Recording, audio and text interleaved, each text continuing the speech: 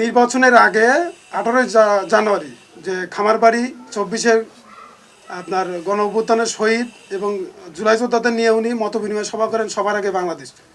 তো উনি ওইখানে অনেকের প্রতিশ্রুতি দিয়েছিল, সেইখানে আমাকেও দিয়েছিল যে আমি আপনার পরিবার এবং চিকিৎসার দায়িত্ব নেব আমরা বিএনপি পরিবার থেকে। সেই অনুযায়ী আমি জনগণকে প্রতিশ্রুতি দিচ্ছি যে আমার যেহেতু যে কথা দিয়েছিল আমার মাথায় হাত রেখে যে বলেছিল সেই প্রতিশ্রুতি আজকে 6 মার্চ উনি রক্ষা করেছেন।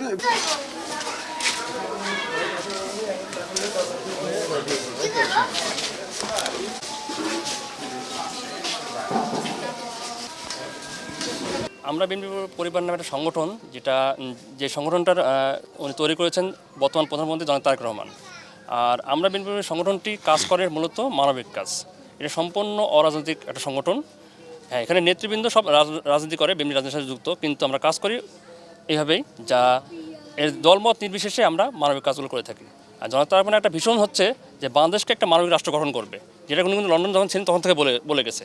যেই কারণে উনি কিন্তু সবসময় মানবিক কাজগুলো উনি মূলত যে কোনো একটা তথ্য পেলে সরাসরি আমরা বিএনপি পরিবার আহ্বায়ক আতিকুর রহমান ভাইকে উনি প্রেরণ করে এবং তার মাধ্যমে আমাদের কাছে তথ্য চলে আসে। আর আমাদের যে টিমটা আছে, আমরা টিম, সেই টিমটার সাথে আমরা কন্ট্যাক্ট করি এই ভুক্তভোগী পরিবারগুলোর সাথে। এবং বর্তমানে আপনি জানেন যে গত 17 বছরে ফ্যাসিস্ট শেখ হাসিনার আমলে অনেক গুম খুন বা নির্যাতিত পরিবার আছে এবং এছাড়া অনেক অসহায় পরিবার আছে। এছাড়া 24-এর আন্দোলনে যারা শহীদ হয়েছে, আহত হয়েছে জুলাই আন্দোলনে, তো সেসব পরিবারগুলো অনেকে অসহায়। তো এসব পরিবারের পাশে দাঁড়ানো হচ্ছে এই আমরা বিএনপি পরিবারের মূল লক্ষ্য। এছাড়া যারা অসহায় আছে, অনেক সময় আহত মানে নির্যাতিত হয়েছে, অনেক সময় বলতে পারে না মুখ ফুটে যে তাদের সাহায্য দরকার, সেসব পরিবার কোনোভাবে যদি বর্তমান প্রধানমন্ত্রী তারেক রহমান শুনতে পারে যে পরিবারটা অসহায় আছে, সেই পরিবারের তথ্যগুলো নিতে আমাদের নির্দেশ দেন এবং আমরা তার পাশে দাঁড়ানোর চেষ্টা করি। তার প্রেক্ষিতে আজকে এই হোসেন আলী ভাইয়ের বাসায় এসেছি আমরা। মূলত উনি জুলাই যোদ্ধা। গত 24 আগস্টে উনি পুলিশের গুলিবিদ্যুতে আহত হয় এবং মারাত্মকভাবে আহত হওয়ার কারণে ওনার এখনও হাতে ব্যান্ডেজ আছে। তো ওনার চিকিৎসা উনি অতটা আর্থিকভাবে সচ্ছল না, কিন্তু ওনার যে চিকিৎসা প্রয়োজন এবং চিকিৎসা করতে যায় উনি অনেক আর্থিকভাবে অনেক ক্ষতিগ্রস্ত হয়েছে এবং সেই প্রেক্ষিতে আমরা আজকে এসেছি এবং ওনার চিকিৎসার জন্য যা প্রয়োজন সেটা আমরা দিয়েছি। এছাড়া উনি যে চলবে, মানে একটা মানুষ তো তার পরিবারে চলতে পারে, সেই জন্য তার যে দোকান করবে সেই দোকানের জন্য প্রয়োজনীয় অর্থ আমরা দিয়েছি। আর এভাবে আমরা চেষ্টা করব আগামীতেও তারেক রহমানের মানবিক বাংলাদেশ গড়তে এবং তার পাশে দাঁড়াতে আমরা সবসময় চেষ্টা করব যাতে অসহায় মানুষদের পাশে দাঁড়াতে পারি এবং আমরা বিএনপি টিমটা এভাবে কাজ করে যাবে।